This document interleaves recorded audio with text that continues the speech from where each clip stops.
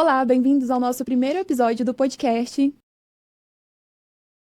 Meu nome é Kelly Santos, eu sou advogada e é uma alegria muito grande compartilhar esse momento com vocês. Hoje estou aqui com meu amigo Alexandre Nunes. Obrigado, Kelly, pelo convite. Eu fico muito feliz, honrado por estar aqui nesse primeiro episódio aqui com você, compartilhando essa história, essa sua jornada, essa sua caminhada. Quero entender de onde surgiu esse podcast, como que você trouxe isso, veio de uma inspiração, de onde surgiu isso? Olha, a ideia do podcast ela surgiu de algo que eu sinto falta. Além dos prazos, da rotina real ali da advocacia, processo, atendimento ao cliente, eu sempre senti falta de uma conversa onde pode surgir um bate-papo mais natural, onde as pessoas falem além do direito. Então, muito bom, obrigado novamente pelo convite de estar aqui, sendo aqui entrevistado, a gente bater um papo sobre a questão do direito, sobre algumas questões também que te levou até essa carreira, os primeiros passos. E é isso, vamos começar agora, vamos jogar aí a bola na mesa, várias perguntas aqui, eu quero entender um pouco da tua jornada também, mas a gente vai começar. Lá no início que você começou a estudar, da onde veio essa vocação, essa questão interna do direito, da onde veio? Foi sua mãe que te incentivou, seu pai? Como que surgiu isso aí? Ou você já sabia que você queria fazer direito quando você já era pequena? Na verdade, assim, eu não imaginava que eu cursaria direito, eu não imaginava que eu chegaria onde estou. Ainda tem muito a percorrer, mas eu acredito que Deus foi me direcionando ao longo dessa caminhada. Família, eu não tenho nenhum advogado, não tem ninguém da área do direito.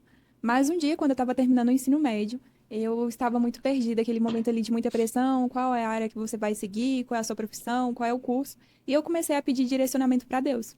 E um dia eu estava na igreja e eu senti Deus falar comigo sobre o direito, questões bem específicas que eu já tinha orado, que eu já estava buscando mais ou menos, assim, né? Às vezes a gente tem o direcionamento, mas é muito difícil, vem as dificuldades, vem vários obstáculos. Mas a gente tem que se apegar à forma como Deus fala com a gente. E se você acredita na forma que ele fala, você tem que caminhar. Porque muitas das vezes a gente não vai conseguir ver o caminho todo, mas é ter fé. E aí, com isso, eu cursei a faculdade. Ainda na faculdade também acreditava que eu seguiria a concurso público, não imaginava que seria advogada. Mas terminando a faculdade, eu consegui passar na prova da OAB. E naquele momento, assim, eu percebi que Deus estava me direcionando para essa área também, que é muito desafiadora, né? Vem muitos obstáculos. Entender que a faculdade ela é o direito e não a advocacia. Começar de fato a advogar, captar os primeiros clientes, é algo assim que é muito desafiador. Então, se a gente não sabe, se a gente não tem um propósito firme mesmo, é muito fácil desistir. Poxa, Kelly, muito legal a tua história. E você já imaginou estar aqui num podcast, batendo um papo, criando o que você está criando, tudo isso que está acontecendo na sua vida, você já imaginou isso ou não? Não, assim, como eu disse antes, né, a minha família é bem simples, não tenho ninguém que é da área do direito, mas algumas pessoas até falam assim, quando você fala de Deus, parece que Deus ele é exclusivo seu. Mas na verdade não, Deus ele tem a forma de falar com cada pessoa e Deus é detalhista.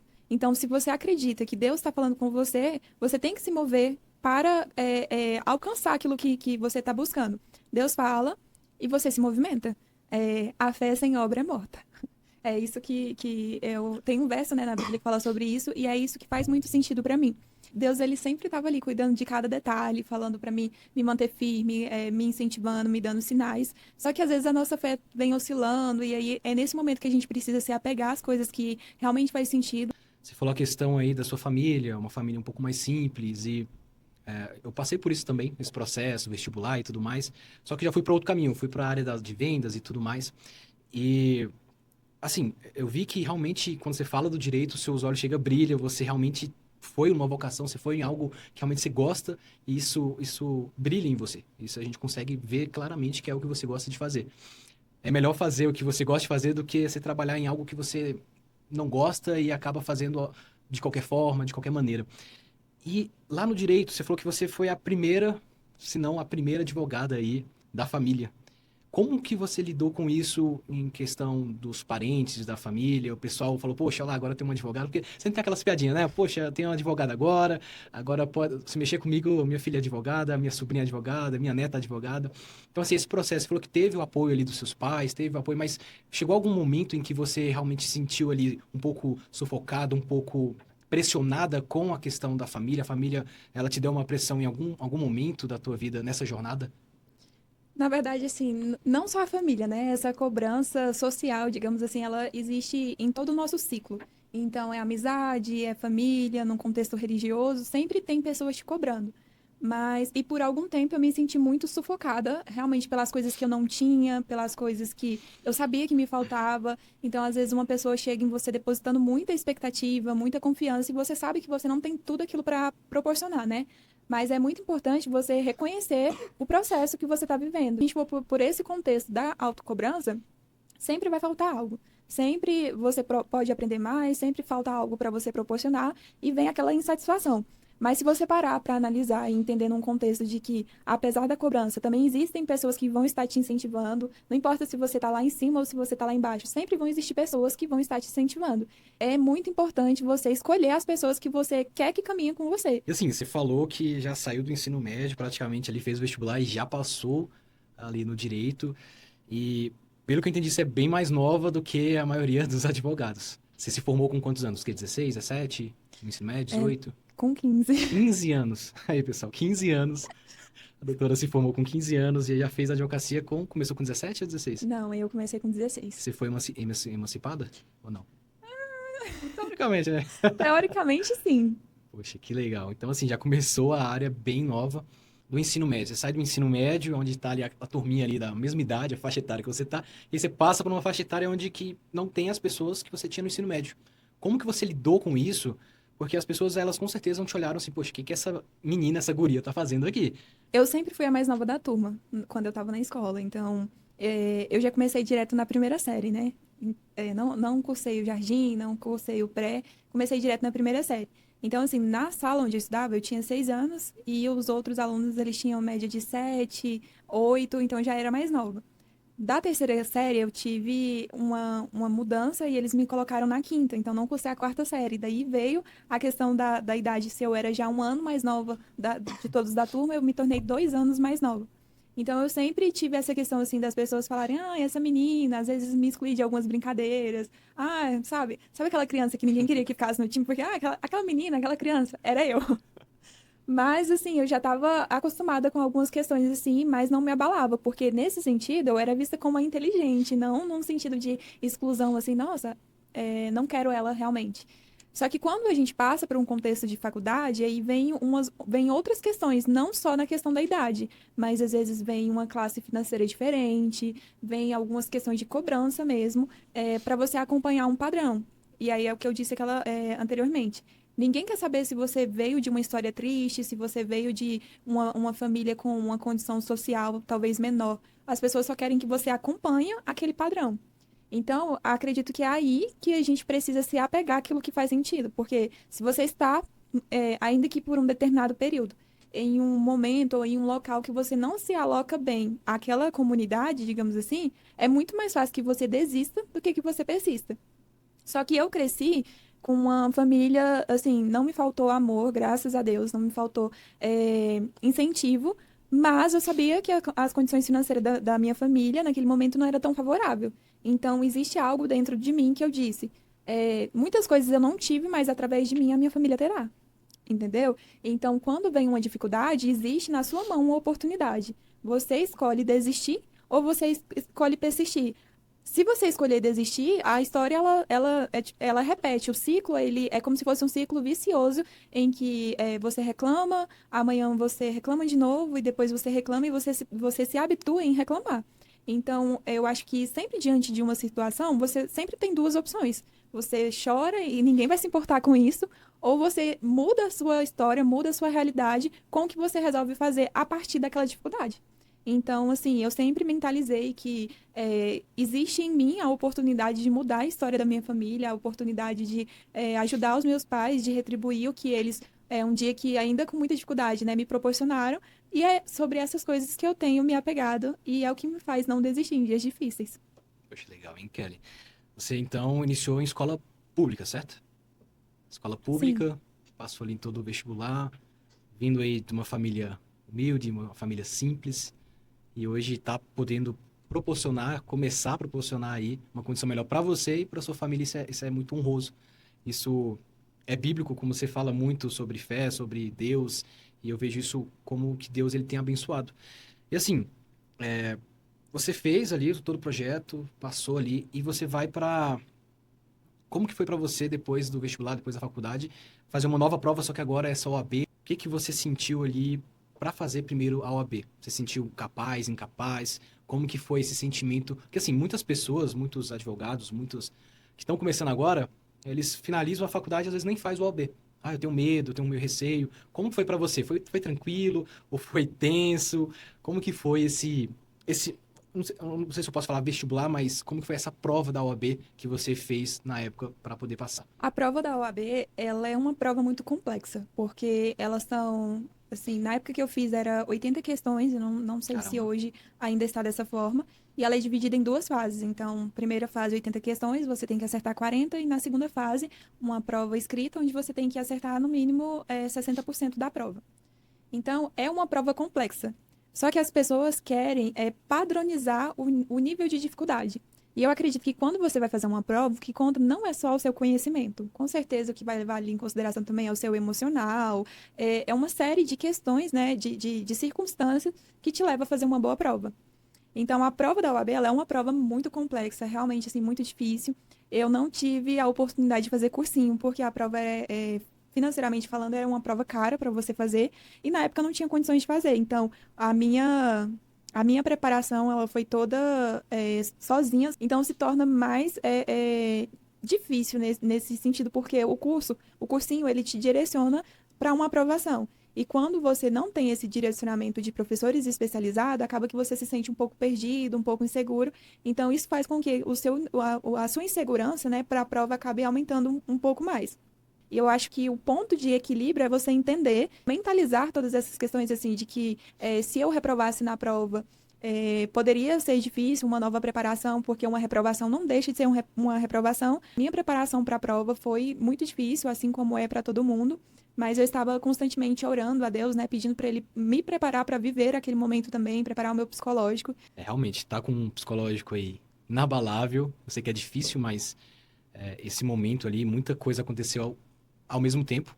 Então, a pessoa podia muito bem desistir de tudo. Você poderia muito bem falar, Alexandre, cara, eu não quero mais fazer isso, o direito não é para mim, eu não quero fazer essa OAB, só que veio muita coisa ao mesmo tempo e isso te fez uma pessoa mais forte.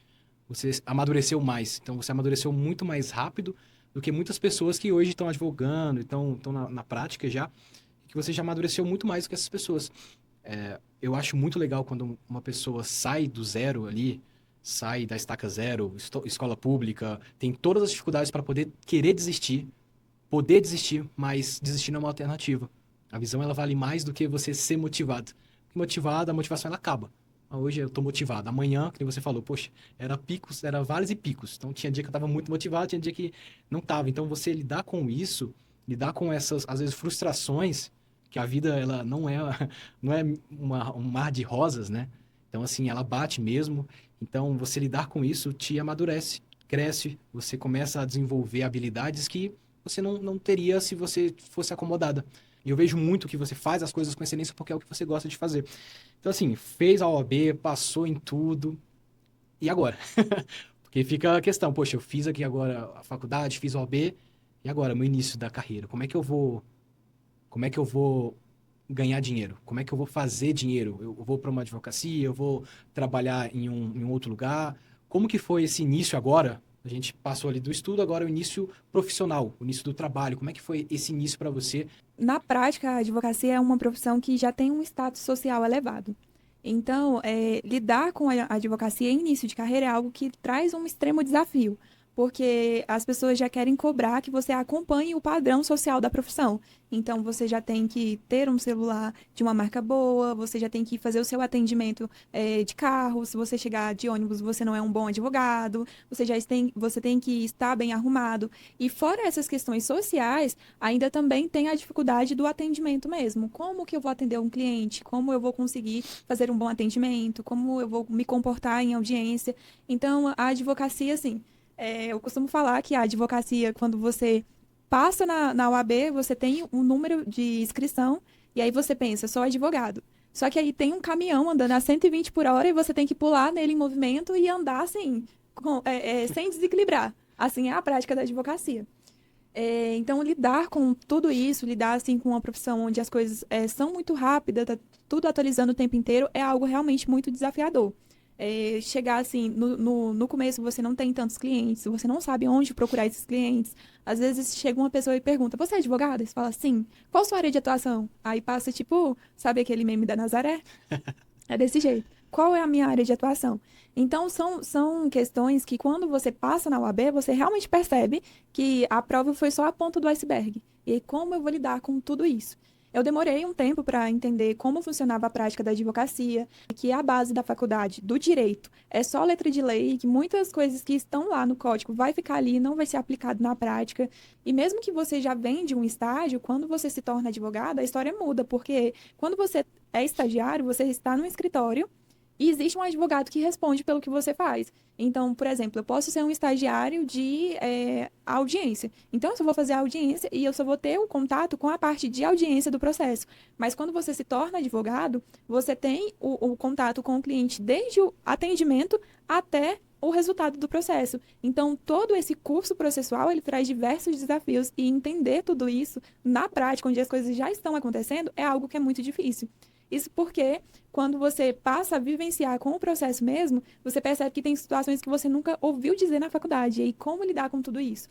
Tudo que depende de mim, eu vou fazer o meu melhor. O advogado, ele é o primeiro juiz da causa. Então, ele é quem vai fazer um juízo de valores quando o cliente chega, ele é quem vai trazer um posicionamento, uma segurança, uma análise de documentos. Então, eu sempre mentalizei assim: eu não sei tudo, mas dentro do que eu sei, eu vou fazer o meu melhor. E o que eu não sei, eu também não me limito a ficar ali no ego de que eu não posso pedir ajuda porque eu sou advogado. Sempre fui atrás, sempre pedi ajuda, sempre pesquisei. E você não se limitar ao fato de que você não sabe muito, ficar preso ali na caixinha de eu vou fazer só uma pós e isso vai me dar base, que é um pensamento totalmente equivocado, eu acredito que a partir do momento que você se desprende disso, você consegue se movimentar e ter bons resultados.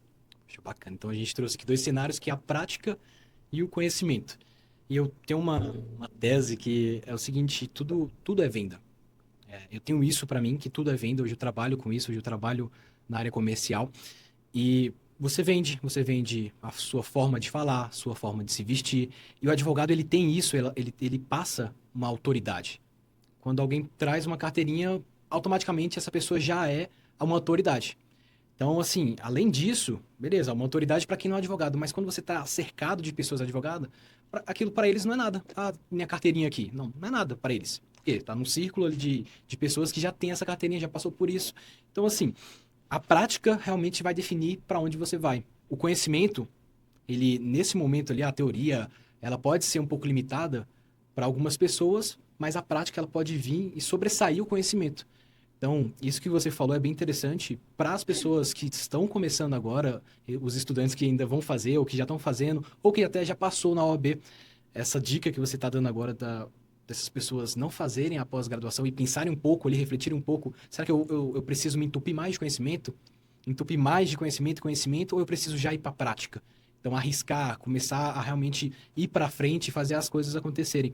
Então, eu vejo isso, a venda em si, desde da ponta, que é onde você vai conhecer o cliente, você entender um pouco de comunicação, como você deve se comportar. Tem alguns clientes que são mais dominantes, tem clientes que são mais pacíficos. Então, assim, você entender o tipo de comportamento de cada cliente, porque um cliente, ele vai ser bem explosivo com você, ou o cliente vai ser bem tranquilo, ou até mesmo tranquilo até demais, que você vai falar: meu Deus, a pessoa está respondendo um processo aqui, essa pessoa está muito tranquila. Então, a prática, ela vai te dar direcionamento para que você saiba ter um jogo de cintura.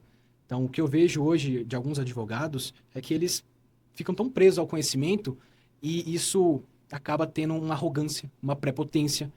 E assim, agora eu quero entender o seguinte: essa arrogância, essa prepotência dentro do cenário da advocacia. Porque com certeza tem. Tem aquele advogado que já chega com a gravata, com um terno ali de 10 mil reais, de 20 mil.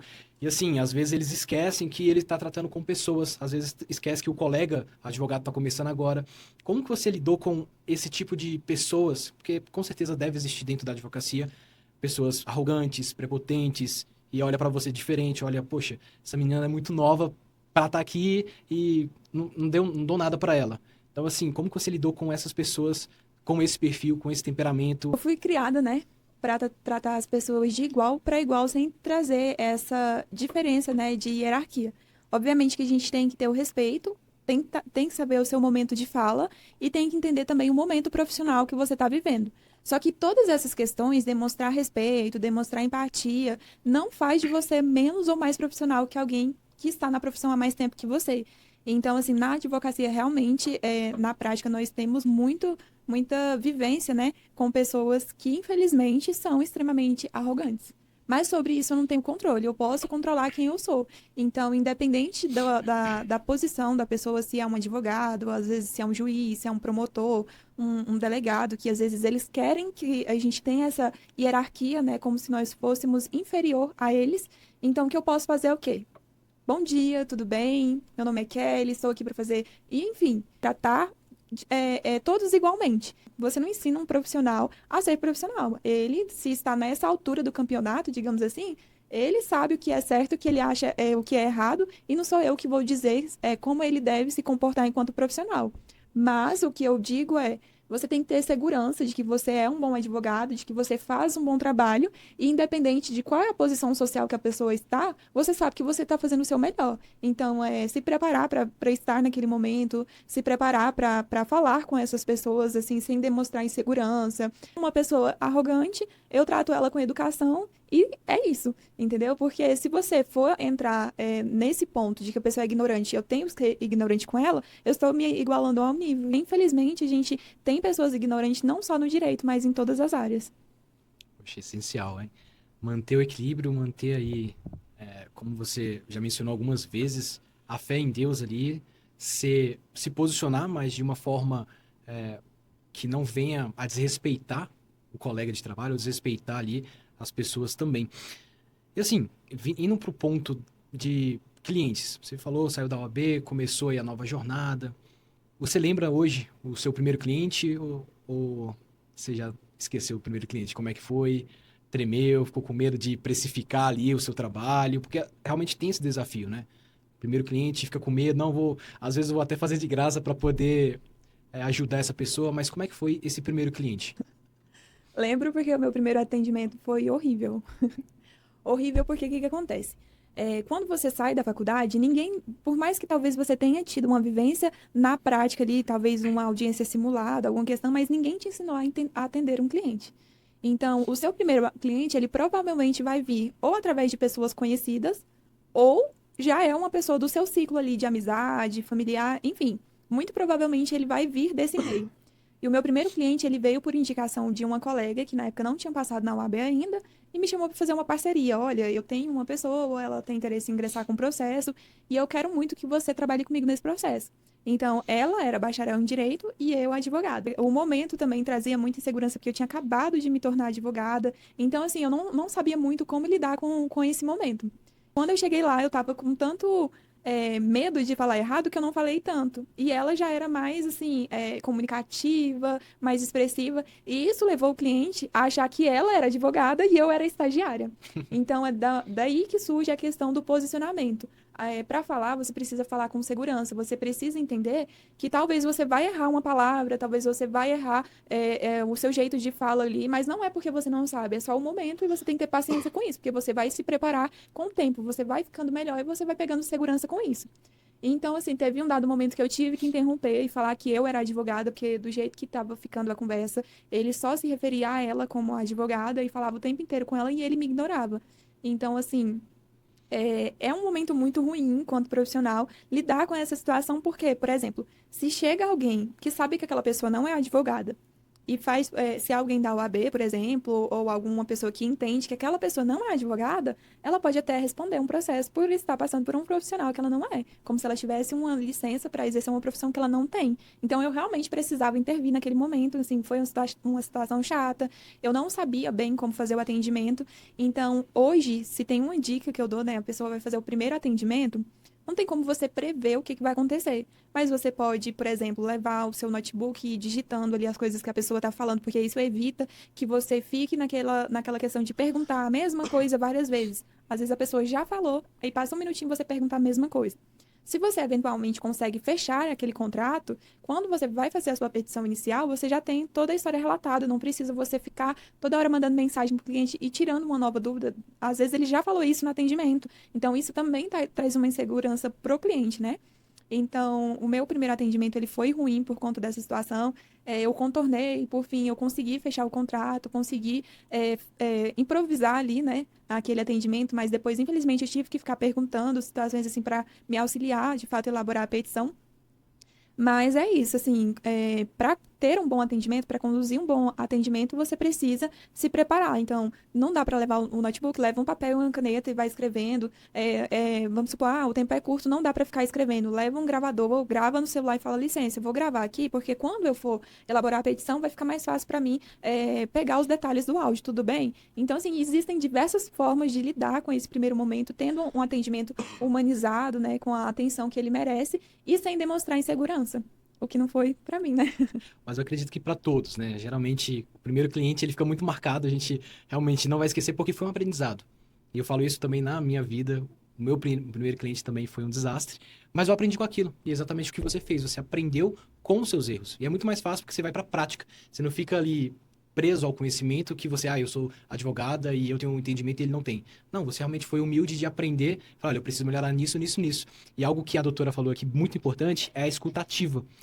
Nós fazemos muito isso nas vendas, é o quê? É escutar realmente o cliente.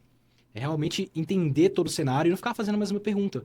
Faça perguntas que sejam perguntas inteligentes.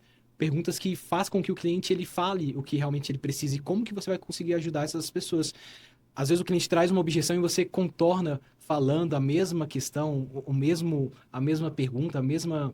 Enfim, você acaba quebrando a tua autoridade. Você acaba não se tornando tão autêntico e tenha tanta credibilidade como um advogado que realmente não precisa disso. Então, assim, a escuta ativa, ela é muito importante tanto para advogado, tanto para médico, qualquer cenário, venda, qualquer lugar. Então, você realmente parar, escutar a pessoa e entender o que a pessoa está falando, isso é muito importante. E você participou disso. E assim, eu acredito que o segundo, o terceiro, o quarto cliente foi mais tranquilo, mas você foi aprendendo com cada um deles. Você foi, poxa, olha, eu poderia fazer isso aqui diferente, poderia pegar uma questão diferente, podia falar de uma forma diferente, porque como você falou, as pessoas são diferentes. Então, às vezes eu falo uma coisa, a minha comunicação ela precisa ser assertiva. Se eu falo algo e a pessoa não entendeu, o problema está comigo. Então, eu preciso melhorar a minha comunicação para que o cliente entenda exatamente o que eu quero fazer, o que eu quero, qual caminho que eu vou levar para ele. E assim, doutor, eu queria entender qual a dica que você dá para um iniciante do estudo de direito, saiu agora da faculdade, fez ali a OAB como você fez também, e agora ele está aqui nesse impasse. Se você é um advogado iniciante e você não tem certeza sobre a área que você vai atuar, um conselho que eu dou, né, que é o que eu faria se fosse aquele recém-formado que acabou de pegar o AB. Eu começaria testando áreas. Você tem que entender que o seu cliente, ele está ali vendo você como a pessoa que pode resolver todos os problemas.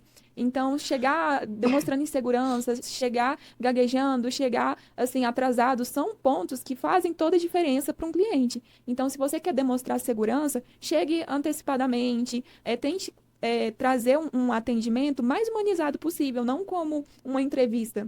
Mas tenta fazer um bate-papo com leveza, puxando ali devagar todas as informações que você precisa do cliente. Às vezes ele está nervoso, está lidando com um momento indelicado da vida dele, está lidando com uma dificuldade muito grande. Então, ter esse olhar cuidadoso é algo que faz muita diferença. Então, se você não tem uma segurança para fazer um atendimento ainda, vai atrás de um outro colega que talvez já atua nessa área, busca dica com ele de como você pode conduzir esse atendimento com segurança, conhecer esse momento profissional que você está vivendo. E pedir ajuda é o que faz toda a diferença. E para isso, hoje a OAB permite que nós façamos parcerias. Então, se você pega uma causa e você nunca atuou nisso, é mais fácil você pedir ajuda para um colega que já é especialista naquela área, fazer uma parceria e entender que por mais que naquele momento você vai ganhar menos porque os honorários serão divididos, mas nessa situação você está multiplicando a possibilidade de crescer em conhecimento como profissional e abrindo até a possibilidade de ter parceria futura com esse advogado que você resolve fazer a parceria. Então, todas essas estratégias, né, são questões que a gente não vive na faculdade, mas que a gente aprende na prática e que muda, assim, todo o curso da sua advocacia mesmo, a forma de atuação e facilita muito para advogar no dia a dia. É isso. Se você não anotou, anota aí, volta passar algo que ela já passou. Ela passou por um processo, pela jornada, e ela tá dando isso aqui, essa consultoria de graça para vocês. Então, assim, anota isso, vai fazer total diferença. E agora a gente vai abordar um tema muito legal, muito importante. Você falou sobre a questão de parcerias, e eu quero pegar um gancho com isso também, que é a questão de network e conexões. Você acabou de falar aqui de pessoas que, poxa, eu não sou dessa área aqui, mas vou trazer uma outra pessoa para que eu consiga, a gente consiga juntos entrar nessa causa e ganhar essa causa. E além de ganhar essa causa, eu aprender com isso. O conhecimento, ele nunca é pouco. Então, tudo que você for aprender, tudo que você for fazer, faça com excelência. Comece a buscar conexões, network. E eu queria entender de você, doutora, como que você fez essas conexões? Foi um pouco forçado no começo?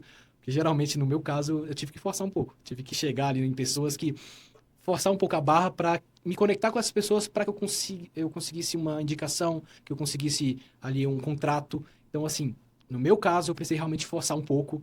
Às vezes, dar um sorriso que eu não queria dar um sorriso. Às vezes, ser um pouquinho ali, não falso, mas sair um pouco do meu natural para que eu conseguisse conversar com essa pessoa e conseguisse, é claro, ter uma amizade, fazer um relacionamento com essa pessoa. Como é que foi para você esse início ali do network e essas conexões? É extremamente desafiador lidar com pessoas que você não conhece, né? E acredito que é muito comum que o jovem advogado, né, em início de carreira, se sinta muito intimidado pelo fato de ele estar lidando com o desconhecido e também com profissionais que muitas vezes já são bem-sucedidos na profissão. Então, até por conta dessa ausência de conhecimento, você se sente um pouco intimidado. Então, assim, como lidar? Olha, infelizmente não existe um método assim de que eu possa falar, né? É isso, bater o martelo e validar ele como sinônimo de sucesso. Você tem que entender o momento que você está vivendo na advocacia e entender que você tem que estar disposto, né? Você tem que estar disposto a talvez receber um não, mas você só vai receber esse não depois que você bater na porta e existe a possibilidade do sim. Então, você vai chegar num ambiente onde tem vários advogados que não querem saber da sua história triste, não querem saber se você acabou de iniciar a advocacia ou se você tem muito tempo, se você tem muito cliente, muita experiência. Ninguém quer saber essas coisas. Precisa de estratégias para chegar nesses advogados. Então, por exemplo, tem um tema na profissão que está em alta, você está num congresso, sobre o que eles estão falando. Busque um meio de conhecer um pouco, ainda que minimamente, sobre aquele assunto, e através disso você vai chegar e vai conversar com aquele colega, vai fazer algumas perguntas, já vai chegar falando a sua opinião, né? Demonstrar segurança sobre o que você está falando. E aí, conforme você vai conhecendo as pessoas, elas vão abrindo caminhos para você. Toda ação, ela gera uma reação. Então, assim, vou até aproveitar aqui o merchan para poder falar um pouco aqui da minha trajetória. Acabou que a doutora falou um pouquinho dela, vou falar só um spoiler aqui. Então, ela falou muito aqui da relação de network. Quando eu comecei, eu vendia paçoca na rua e, como a doutora falou, as pessoas não querem saber o que você fez ali. Ah, tadinho, história triste. Não, elas querem saber o seu resultado. Então, eu comecei a vender paçoca na rua e daqui a algum momento eu comecei a me conectar com empresários, comecei a me conectar com pessoas. E essas pessoas, elas me levaram aonde eu estou hoje. Então, assim, com essas conexões que eu tive, eu sou grato a Deus, primeiramente, e essas pessoas, porque elas entraram na minha vida e mudaram completamente. Então, se cerque de pessoas que te levem para cima. Então, assim, tem um estudo que fala que nós somos a média das 5 pessoas que a gente mais convive. Então, quais são essas pessoas que você mais convive? São advogados renovados? São advogados que falam de coisas boas? São advogados que falam da mesma fé? São advogados que te fazem crescer, te confrontam? Fique em lugares que as pessoas te confrontam, porque essas pessoas, elas vão fazer você crescer. Aquela pessoa que te fala a verdade, que te fala o que você deve fazer, elas vão fazer você crescer. Agora, aquela pessoa que dá um tapinha nas tuas costas e fala, não, tá tudo bem, você tá bem nisso aqui, você faz isso muito bem, desconfie. Mas essas pessoas que te confrontam, elas vão te levar para um próximo nível. Então, foi assim que eu conheci pessoas, conheci empresários. Então, saia da zona de conforto. Eu acredito muito nessa questão da zona de conforto, doutor. Então, as pessoas que vivem na zona de conforto, elas vão ficar na zona de conforto e acaba que elas não vão sair disso. E vários advogados estão na zona de conforto, não, aqui tá tranquilo. E eu acho muito legal, doutora, o que você fez, o que você está fazendo, porque você está saindo da zona de conforto. Você está saindo do comum que as pessoas estão fazendo para poder criar algo novo. Então, eu criei também uma comunidade, transformando paçoca em ouro, criei um livro, escrevi um livro, criei uma comunidade. Então, assim, não foi fácil, é um desafio, tanto para mim, tanto para a doutora. Então, desafios vão existir. É o que você faz com esses desafios. E é muito legal a gente conversar e, mesmo que a gente não seja da mesma área, os princípios são os mesmos. Os padrões, às vezes, se repetem nas áreas. Então, o advogado, ele repete vários padrões, na vendas, vários padrões. Então, assim, uma dica que eu posso dar é continue, seja consistente. Não desista, continue avante, vá em frente. Assim como a doutora, ela não desistiu e ela não vai desistir. Vai em frente. Jovem advogado, ele não tem cliente, ele não tem segurança, ele não tem muitas coisas. E se você foca naquilo que você não tem, você acaba esquecendo o que você tem. Se você foca na inexperiência do início de carreira, você esquece toda a trajetória que você percorreu até chegar no momento da aprovação. Então, assim, o que é muito importante é você focar no resultado e não ter pensamento de escassez, não ter pensamento de se contentar com aquilo que você tem no momento. Então, se eu quero crescer, o que eu posso fazer para crescer? Você precisa validar o seu sucesso através daquilo que faz sentido para você. Questão de mentalidade, né, doutora? Então, um advogado que tem a mentalidade ali de crescimento, uma mentalidade de prosperar, ele se destaca no meio dos advogados. Então, por que alguns advogados eles ficam ali presos a um valor X e outros já ultrapassam esse valor e ganham tão bem? É questão de mentalidade. Então, por que esses acessam e esses não? Porque realmente é o que a doutora acabou de falar. As pessoas, é onde você está, o círculo de amizade que você está e as pessoas que você se comunica. As pessoas que você tem interação, as pessoas que estão no seu dia a dia, elas vão te fazer crescer, vão te fazer ir para um próximo nível. Ter uma mente, uma mentalidade de sucesso é o que faz você superar todas as dificuldades, todos os desafios. E como eu disse lá no começo, né, eu venho de uma família simples. Então, seria mais cômodo para mim, né, se contentar com a minha realidade. Se eu quero mudar o curso da minha história, a única pessoa que pode fazer isso por mim sou eu. E tem uns salmos que ele fala assim: entrega os seus caminhos ao Senhor, confie nele e ele tudo fará. É o que faz sentido para mim. As dificuldades, elas vão surgir, os desafios, eles vão vir de formas desconhecidas. Como lidar com tudo isso? Tendo fé. Eu tenho a minha intimidade com Deus, então se apegar à forma como Ele fala comigo, estar constantemente ali nos pés dEle, pedindo para Ele me dar direcionamento, para Ele me ajudar a superar as dificuldades, me ajudar a lidar com os desafios. Assim, se eu não tenho na minha família essa inspiração profissional, eu preciso ser a inspiração para aqueles que vão vir além de mim. Então, se eu tenho a oportunidade de mudar algo, se eu tenho a oportunidade de fazer algo, eu tenho que fazer. Você pode continuar sendo uma pessoa humilde, você pode ser uma pessoa simples, mas você precisa reconhecer que você é filha de quem criou o mundo e ele pode todas as coisas. Se eu sou filho deles e que com ele eu posso tudo, por que eu vou me contentar com a escassez? Eu não tive muitas oportunidades, mas eu estou disposta a mudar essa história, porque através de mim, muitos terão oportunidades que eu não tive. Os meus filhos, os meus sobrinhos, os meus pais. Eu vou proporcionar isso para muitas pessoas. E tudo isso graças à misericórdia de Deus, porque se fosse por mim, eu não faria. Se fosse pela minha capacidade, eu não teria chegado aqui. Mas se eu tenho um pensamento firme nele, eu sei que nele eu posso todas as coisas. É muito legal que em todo momento ela sempre menciona a questão da fé, ela menciona no que realmente ela acredita. E a gente tem um impasse que é o medo e a fé. Então, o medo, muitas das vezes, ela atrapalha o operar da fé. O medo de ir, de avançar, o medo de fazer a coisa acontecer. Como que foi isso para você, doutora? Você realmente tirar o medo e realmente acreditar, essa fé, e visualizar aquilo e falar, não, eu vou porque Deus, ele vai estar comigo. E você tirar esse medo, essa ansiedade, às vezes, essa questão ali que te trava. O medo, ele trava a pessoa. Então, como que você fez com que a tua fé fosse maior do que o teu medo e que você conseguisse ficar mais em paz com isso? O medo, ele surge porque é algo que você não viveu ainda. Então, no seu pensamento, vai ter insegurança sobre aquilo que você não conhece. Mas quando você passa a ter atitudes, quando você passa a se movimentar, você vai diminuindo o seu medo com situações que você vai validando para trazer o resultado daquilo que você está buscando. Então, assim, eu tô com medo. Diante do medo, eu posso travar, eu posso me movimentar. Então, eu sempre quis ser uma boa advogada. E eu sempre tive medo. Será que eu vou ser uma boa advogada? Eu não tenho pessoas na minha família que são advogadas. Eu não consegui sair da faculdade e já entrar no escritório. Eu fui fazer uma primeira audiência, eu não fiz uma boa primeira audiência, não tive um bom primeiro atendimento ao cliente. Então, todas essas situações ruins, ela poderia me trazer um medo e uma incerteza e travar como se eu não fosse uma boa profissional. E, a partir disso, desistir da advocacia. Porque, a partir do momento que eu foco no medo, eu só vou vendo o lado negativo. Mas, a partir do momento que eu decido olhar com um olhar bondoso, entendendo que naquele momento eu era uma pessoa totalmente inexperiente na profissão, Eu entendo que, apesar de não ter tudo que poderia me dar de dicas, talvez de oportunidade para ter um bom atendimento, apesar disso, eu fiz um primeiro atendimento. E foi somente o atendimento inseguro que me trouxe experiência do que eu poderia melhorar para um segundo atendimento. Então, o medo, ele sempre vai existir. Você ter fé não significa que você tem a ausência do medo, mas é você ir com medo mesmo, porque as coisas vão melhorando. O medo, ele vai existir sempre, mas com expectativa, tendo estratégias, você consegue ir diminuindo o medo e automaticamente lidando com esses desafios que vão surgindo, e com isso você consegue ir crescendo como profissional. Bacana, porque a sua jornada foi cheia de medos, incertezas, inseguranças. Mesmo assim, você segurou na fé e avançou.